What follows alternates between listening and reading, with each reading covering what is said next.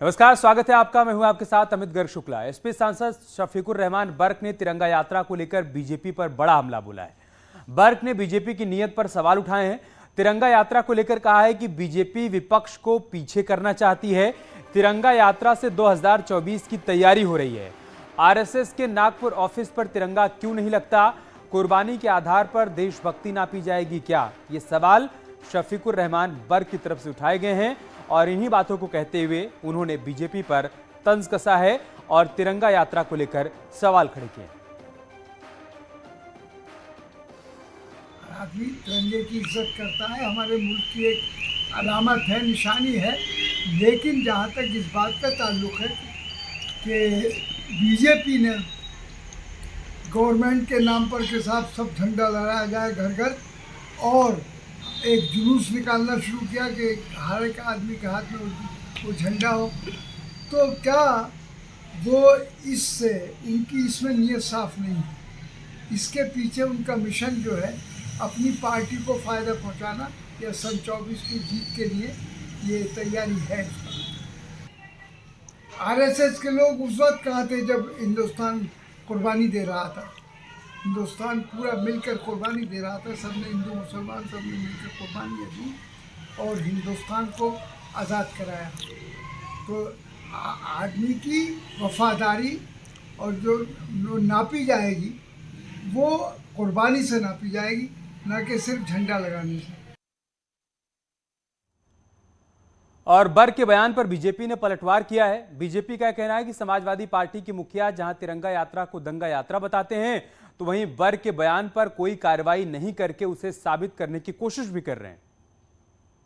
वासियों के लिए सौभाग्य के पल हैं कि हम आजादी की 75वीं वर्षगांठ को सेलिब्रेट कर रहे हैं। आज पूरा हिंदुस्तान तिरंगे के रंग से सराबोर है और पूरी दुनिया बड़ी कौतूहल भरी दृष्टि से भारत के इस उत्सव को देख रही है। लेकिन कुछ लोग ऐसे हैं जिन्हें इस उत्सव में तमाम प्रकार के विवाद नजर आ रहे हैं और कैसे लगातार तिरंगे को अपमानित करने का काम कर रहे हैं। समाजवादी पार्टी के मुखिया अखिलेश यादव तिरंगे से दंगे को जोड़ने का काम करते हैं और शफीकुर रहमान बर्क लगातार तिरंगों को लेकर के अपमानजनक टिप्पणियां करने का काम कर रहे हैं, इसको विवादित बनाने का प्रयास कर रहे हैं। लेकिन समाजवादी पार्टी शफीकुर रहमान बर्क के किसी भी बयान पर कार्रवाई न करके यह स्थापित कर रही है कि शफीकुर रहमान बर्क का बयान समाजवादी पार्टी का असली बयान। बिल्कुल सही है। भारतीय जनता पार्टी की नीयत तो कभी साफ नहीं होती है। ये सांसदों की तिरंगा यात्रा निकालते हैं, बीजेपी के सांसदों को बुलाते हैं, लेकिन विपक्ष के सांसदों को उसमें शामिल होने के लिए नहीं बुलाते हैं। आपने देखा किस तरह से भारतीय जनता पार्टी के नेता 20 रुपए 30 रुपए में तिरंगे को बेच रहे हैं और समाजवादी लोग घर घर जाके तिरंगा फ्री में बांट रहे हैं। और समाजवादी लोग हमेशा तिरंगे का सम्मान करते हैं क्योंकि मेरी आन बान शान है। और भारतीय जनता पार्टी की आरएसएस ने 52 साल तक तिरंगा अपने ऑफिस में नहीं फहराया। और ये वो लोग हैं जो 1948 में तिरंगे का विरोध कर रहे थे, आज तिरंगे की बात करेंगे ये।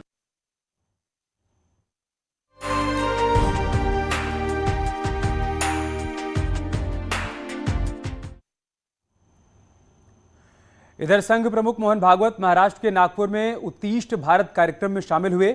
इस दौरान उन्होंने कहा कि भारत के अस्तित्व में एकता है। उन्होंने कहा कि हम अलग अलग दिख सकते हैं, हम अलग अलग चीजें खा सकते हैं, लेकिन हमारे अस्तित्व में एकता है। उन्होंने कहा कि हमारे आगे बढ़ने से दुनिया भारत से सीखती है। संघ प्रमुख ने कहा कि ऐसी कई ऐतिहासिक घटनाएं हुई हैं जो हमें कभी नहीं बताई गईं और ना ही सही तरीके से सिखाई गईं। उन्होंने कहा कि जिस स्थान पर संस्कृत व्याकरण का जन्म हुआ वो भारत में नहीं है। क्या हमने कभी एक सवाल पूछा क्यों? उन्होंने कहा कि हमने पहले ही अपने ज्ञान को भुला दिया था, बाद में विदेशी आक्रमणकारियों ने हमारी भूमि पर कब्जा कर लिया। उन्होंने कहा कि हमें मतभेद पैदा करने के लिए अनावश्यक रूप से जातियों की खाई बनाई गई। मोहन भागवत ने कहा कि भारत को बड़ा बनाना है, इसके लिए हमें डरना छोड़ना होगा। सृष्टि की इन विविधताओं को आपस के कलह में न उलझाते हुए सबको साथ लेकर कैसे चलना, सबको साथ लेकर आगे कैसे बढ़ना, इसको अगर दुनिया को किसी से सीखना है तो दुनिया कहती कि हम इसको भारत से सीख। प्रकार की परस्पर विरोधी दुविधाओं से दुनिया भरी है। दुनिया का यही स्वरूप है, उसमें द्वैत है।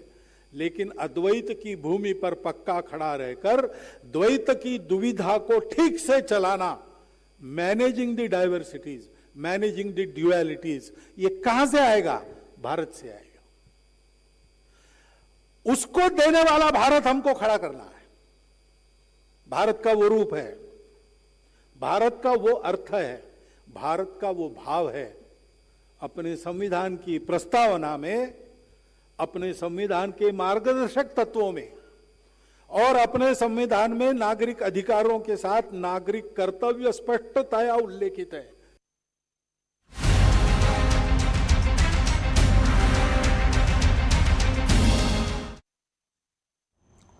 यूपी को दहलाने की एक बड़ी साजिश को सुरक्षा एजेंसियों ने नाकाम कर दिया।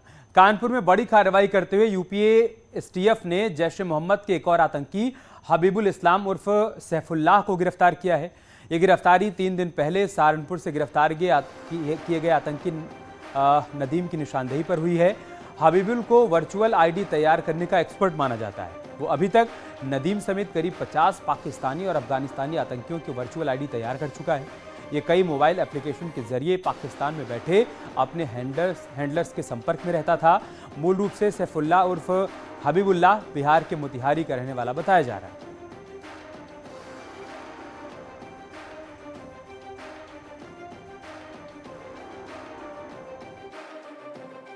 वो बच्चा है आपका यहाँ और आगे कहाँ पर है? भाई लखनऊ में। और जो एसटीएफ के वो है जो क्राइम ब्रांच, उसमें ये बताया गया। नाम क्या है बेटे का?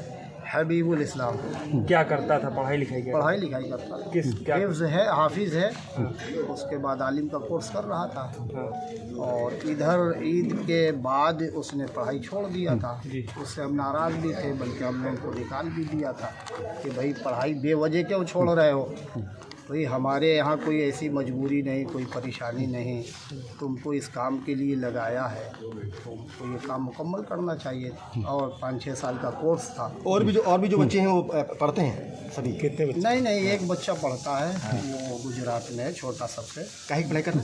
वो आलिम का कोर्स कर रहा है। आप कहाँ के रहने वाले? भगाया क्यों था उसको? घर से भगाया क्यों था? वो इसी वजह से नाराज़गी हुई कि भाई तुम पढ़ो, और हमने इसलिए नहीं भगाया, हमने कहा तुम मदरसा जाओ। तो उन्होंने एडमिशन ले लिया था प्रतापगढ़ में एक मदरसे में। बताया जा रहा है उसके पास चाकू और वहाँ पे उसके पास असलहा मिला हुआ था, जिसकी वजह से आपने उसको भगाया था। नहीं, ऐसा कुछ नहीं है। कहाँ के रहने वाले हैं आप? हम तो बिहार के हैं। बिहार के कहाँ से? मोतिहारी। ये बच्चा जब आपका था तो ये इसकी एक्टिविटीज क्या कुछ ऐसी गलत आपको समझ में आई? मोबाइल्स वगैरह क्या यूज करता कुछ था? नहीं, भाई पढ़ने वाला बच्चा है और वो पढ़ रहा था, और उस साल भर तो मदरसे में रहता था। यूपी एटीएस ने पाकिस्तानी आतंकी संगठन जैश ए मोहम्मद से जुड़े हुए हबीबुल इस्लाम उर्फ सैफुल्लाह को गिरफ्तार किया है।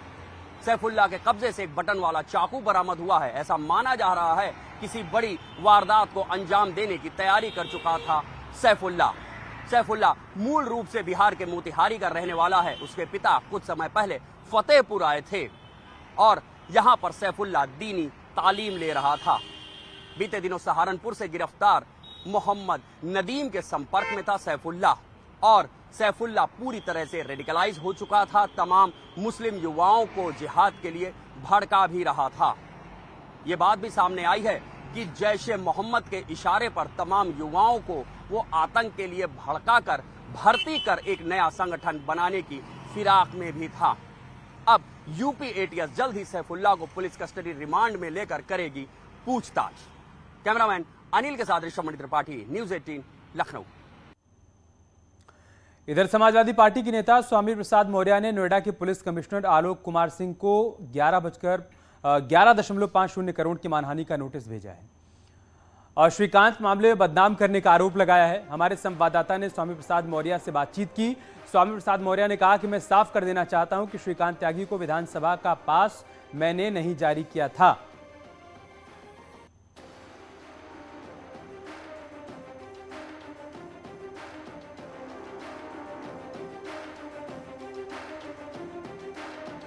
एक पुलिस कमिश्नर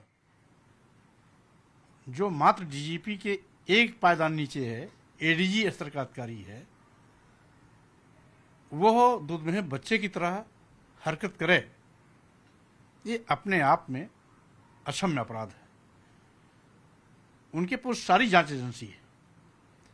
किसी की सुनी, किसी की कही बात को जब तक अपनी जांच एजेंसी से ठीक से जांच नहीं करवा लेते, किसी भी व्यक्ति या नेता का नाम सार्वजनिक करने का किसी को कोई अधिकार नहीं है। रही बात विधानसभा प्रवेश पास वाहन को लेकर के, जिस तरीके से सार्वजनिक रूप से उन्होंने प्रेस किया कि ये पास माननीय स्वामी प्रसाद मौर्य ने बनवाया है,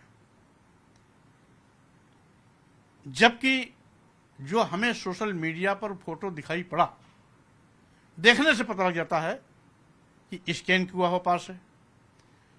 हम लोग विधायक हैं, हमें 2 दिन पहले पास मिला और 2022 दिसंबर तक के लिए वो अनमन्य होता है और वो पास 23 तक के कैसे लिए अनमन्य हो गया। जब विधायक अपना पास नहीं बनवा सकता अगले साल के लिए, उसको शर्त बनता है, तो 1 साल एडवांस 23 के लिए कैसे बन गया। पुलिस कमिश्नर कोई नौसिखिया अधिकारी नहीं, इतने उच्च पदस्थ अधिकारी बिना जांच पड़ताल किए मेरे नाम को उस पास के बहाने जोड़कर जो आईपीसी धाराओं के अंतर्गत अपराध किया है, उससे डिफेमेशन की सूट उनके खिलाफ पड़नी चाहिए।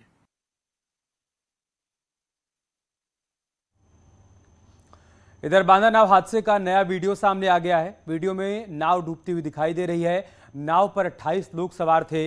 हादसे में 12 लोगों की मौत हो गई है और 15 लोगों ने तैरकर अपनी जान बचाई है, जबकि 3 लोग अब भी लापता हैं, उनकी तलाश की जा रही है। न्यूज़ 18 के पास वो एक्सक्लूसिव वीडियो आ गया है। आप देखिए, नाव पर क्षमता से कहीं ज़्यादा लोग सवार थे। ये उस वक्त की तस्वीर आप देख पा रहे हैं जब पूरी नाव पानी में समा गई थी। उस वक्त नाव पर 28 लोग सवार थे, जिसके चलते बैलेंस बिगड़ा और नाव पानी में डूबती चली गई। इस हादसे में 12 लोगों की मौत की पुष्टि हो चुकी है। 15 लोग ऐसे भी हैं जिन्होंने तैरकर अपनी जान बचा ली है, लेकिन 3 लोग अभी भी लापता हैं, उनकी तलाश की जा रही है। 11 अगस्त को बांदा में ये हादसा हुआ था, रक्षाबंधन के दिन, जब तमाम लोग इस नाव पर बैठकर बांदा से फतेहपुर की तरफ जा रहे थे। तभी पानी के तेज बहाव के चलते ये नाव पानी में डूबती चली गई और 12 लोगों की जान चली गई।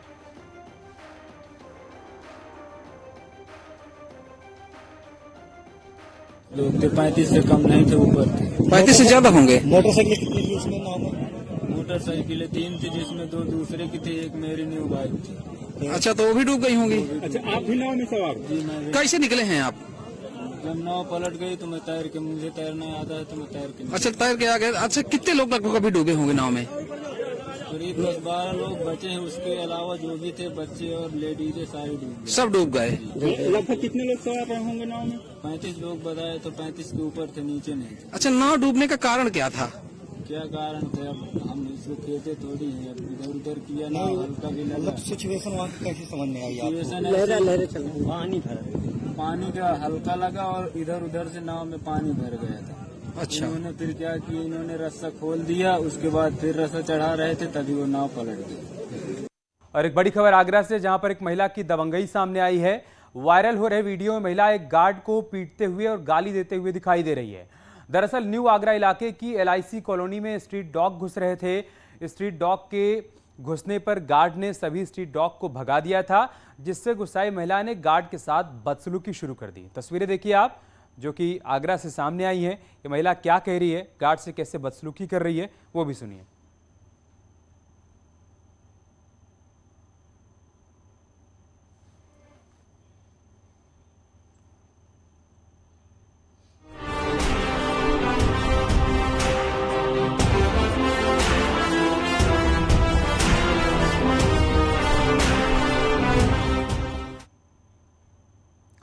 और आज़ादी के अमृत महोत्सव में इमारतों को भी भव्य लाइटिंग से सजाया गया है। आज़ादी की 75वीं वर्षगांठ के मौके पर प्रयागराज में पुरानी इमारतों पर खूबसूरत लाइटिंग की गई है। प्रयागराज विकास प्राधिकरण से लेकर इलाहाबाद हाईकोर्ट की बिल्डिंग को भी खूबसूरत लाइट से सजाया गया है। आज़ादी के 75 साल पूरे होने के मौके पर उत्तर प्रदेश विधान भवन को भी रंग बिरंगी लाइटों से सजाया गया है। विधान भवन तिरंगे रंग की झिलमिल लाइटों से सजा हुआ है, जगमगा रहा है। चारबाग रेलवे स्टेशन और उत्तर रेलवे DRM कार्यालय को तिरंगे रंग की झालरों से सजाकर रोशन कर दिया गया। चारबाग स्टेशन फसाड लाइट और तिरंगे रंग की झालर से सजाया गया है। यूपी में आज़ादी के उत्सव की खास तैयारियां की जा रही हैं। इनकी तस्वीरें आप देख पा रहे हैं। फिरोजाबाद की बात करें तो तमाम प्रशासनिक भवनों को दुल्हन की तरह सजाया गया है और ख़ास लाइटिंग की गई है। ये इमारतें जगमग रोशनी से नहाई हुई नजर आ रही हैं। वहीं उन्नाव में प्रशासन ने न सिर्फ 100 फीट का राष्ट्र ध्वज लगाया है बल्कि एक सेल्फी पॉइंट भी तैयार किया है। आगरा में भी आज़ादी के अमृत महोत्सव की धूम दिखाई दे रही है। कल शाम पूरा शहर रोशनी में नहाया हुआ दिखाई दे रहा है। और ये डैम की दो तस्वीरें हम आपको दिखा रहे हैं। जो आप पहली तस्वीर देख पा रहे हैं उज्जैनी डैम की तस्वीरें देखिए कैसे तिरंगे की रोशनी से ये डैम नहाया हुआ है। और जो आप दूसरी तस्वीर देख पा रहे हैं तापी डैम की तस्वीर, ये तस्वीर हर किसी को अपनी तरफ आकर्षित करती है। और आप देखिए यहाँ पर भी खूबसूरत लाइटों से तिरंगे की आकृति उकेरी गई।